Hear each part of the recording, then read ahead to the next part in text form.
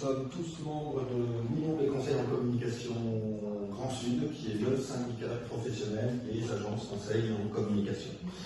Nous avons parmi nos annonceurs différents profils d'activité, et dans ces différents profils, il y a un profil que nous connaissons bien, c'est pour ça qu'aujourd'hui on va vous en parler, c'est celui du commerce.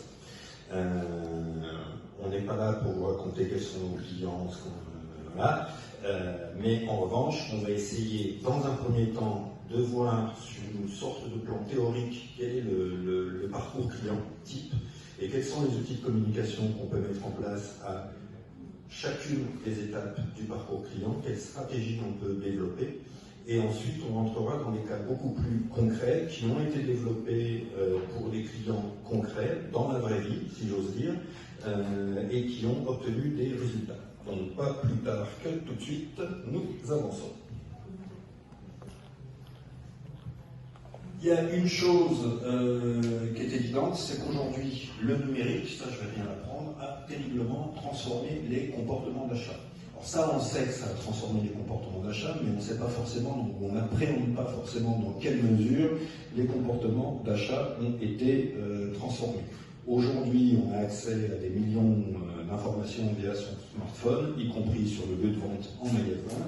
On a accès à des conseils, on a accès à des avis de consommateurs, on a accès à ce qu'on a appelé ce bouche à oreille numérique qu'il faudra tenter de développer. On a accès à un nombre incroyable de services, de comparateurs, de modes de paiement. Mais là où c'est beaucoup plus important, c'est qu'une enquête IFOP, donc Institut de sondage quand même un peu plus crédible, a révélé que 90% des consommateurs français déclarent se renseigner en ligne avant d'acheter en magasin. Donc là, on commence à prendre, on se dit « Ah oui, Internet, c'est important, c'est vrai », mais quand on sait que pratiquement 9 consommateurs sur 10, avant d'aller en magasin, se renseignent sur Internet, alors oui, c'est pour un certain type d'achat. Je ne vais pas forcément me renseigner sur Internet pour savoir quelle brosse à dents je vais acheter.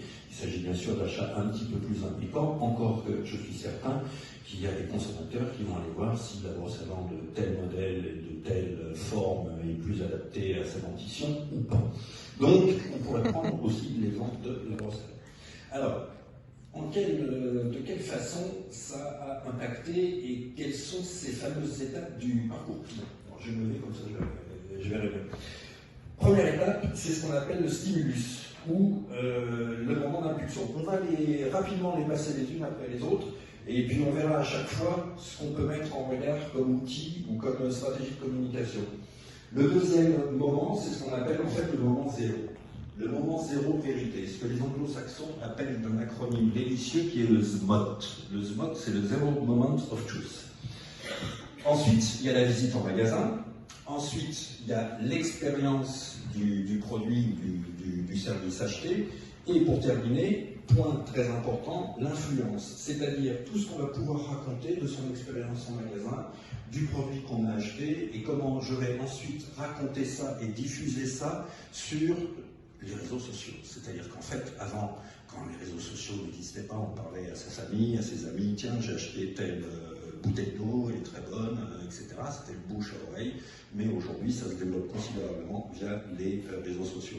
Alors, bien entendu, il ne s'agit pas de se contenter de ça, c'est qu'il faut qu'on réussisse à exploiter cette influence pour faire en sorte qu'au moment de la préparation, les avis des différents consommateurs qui sont venus dans mon commerce, qui ont fait l'expérience de mon magasin, que ces avis, certes, servent à faire venir de nouveaux clients en magasin.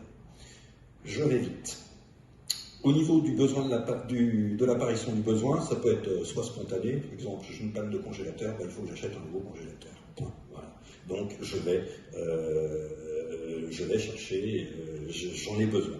Ça peut être de façon suggérée en matière de communication. Exemple, j'ai une bonne voiture, mais j'ai une publicité qui sort sur la dernière 208 électrique, etc. Ça me donne envie de changer de voiture. C'est pas un besoin à satisfaire immédiatement, c'est quelque chose que la communication m'a donné envie de faire. Une des solutions, c'est de communiquer. Et on voit là que si le numérique a pris beaucoup d'importance, le numérique ne peut pas être utilisé seul. En gros, c'est vraiment l'association